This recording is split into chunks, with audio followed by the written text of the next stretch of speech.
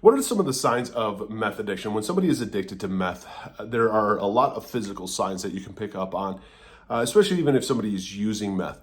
But these are what I had always found that were the major signs that were the biggest giveaways that somebody was like literally had given themselves over to this drug. And it's a nasty drug, especially what it does to your body and what it does to your skin, to your mouth, and all of that. If you're new to the channel, hit the like and subscribe button. So the first and foremost one is tweaking. Meth addicts do tweak. And if you don't know what tweaking is after you've went a bit on a bender, 4 or 5 days of just continual use of meth, that now all of a sudden you're out of money, that you start to tweak. And tweaking is the irritability, it's the frustration, the anger, the self-harm, the can't sleep, they have the itch going and they are going through the withdrawals right now. Meth is a very addictive drug, especially with what it releases dopamine wise, very easy to get hooked to it. And when it comes to this stimulant, it is the one stimulant that people go through this tweaking phase for it.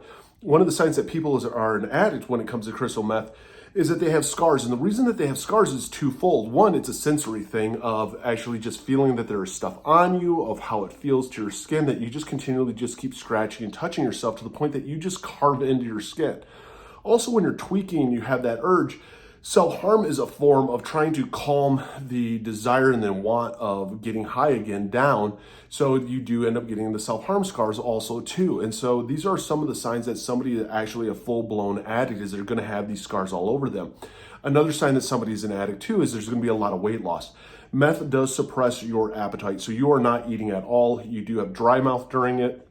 You may or may not be drinking fluids. You're definitely not eating during meth use. And I've watched this firsthand happen. Where there is no appetite whatsoever. So you're going to lose a lot of weight, and you're going to lose the weight pretty darn quick because of what meth is actually doing to your heart rate and all that. You're going to be burning through everything in your system very, very quickly. You get the sunken in cheeks, you get all of that.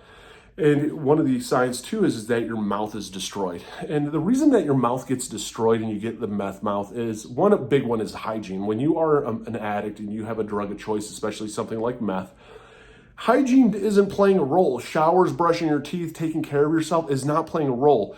Dry mouth also creates some decay in there. Grinding your teeth when you're high is another sign of something that does create the meth mouth. So that's where a lot of that mouth damage comes from as a meth addict. And unfortunately, when it comes to a lot of these, they are reversible to an extent. Some of them do need a doctor's help. Another sign that somebody is a meth addict is the paranoia. At a certain point, you have created so much paranoia that it's amazing that meth addicts get these visuals of shadow people, of police, of people going to break down the door. That meth addicts do close themselves off to the world. You're not going to get through to them. They're not going to believe that they're an addict at all. They don't think that they have a problem. And yet there is this mass paranoia that happens with them.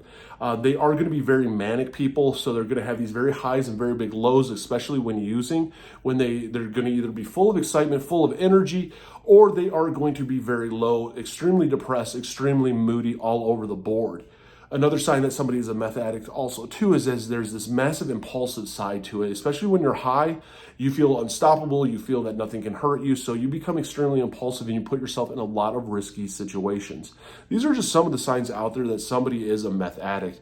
And the reason is because people don't take meth as you may think. Everyone knows that, a lot of people do smoke meth. A lot of people actually IV meth, will put meth in their coffee, will snort meth. So the forms and the ways that people take meth does vary by how their addiction is and how they're dictated by their addiction. I can tell you this from personal experience. Mine was snorting stuff. Mine had nothing to do with needles or anything of that sort. I like the whole process of snorting things. So when it comes down to meth addiction, they have a process that they like to use, and it's using that process. And you can tell somebody is also a meth addict is there is no hygiene. Again, they smell bad, fingernails are shot, body is just shot. They're not taking care of themselves. They're living most likely in a trap house at a certain point, or they're homeless, and nothing matters but getting high. And that's the unfortunate thing when it comes to addiction is somebody has given themselves into it.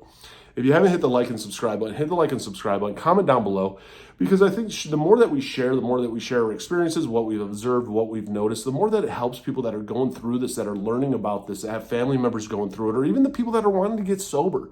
Because getting sober is a challenge, and to have it thrown back in your face exactly what addiction is like and what addiction does is one of those driving forces that we look and we're like, dude, We want to change our lives. We don't want to live this life anymore, and that's what it's all about. And for the ones that are going through it right now, I mean, there's a variety of different ways to get sober out there, and the way that I got sober isn't going to be the way that most people will get sober, and vice versa.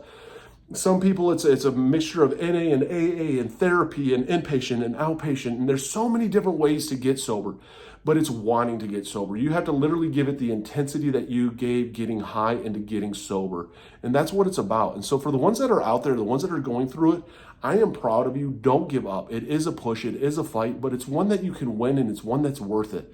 So for the ones doing it one day at a time, I am proud of you. Don't give up.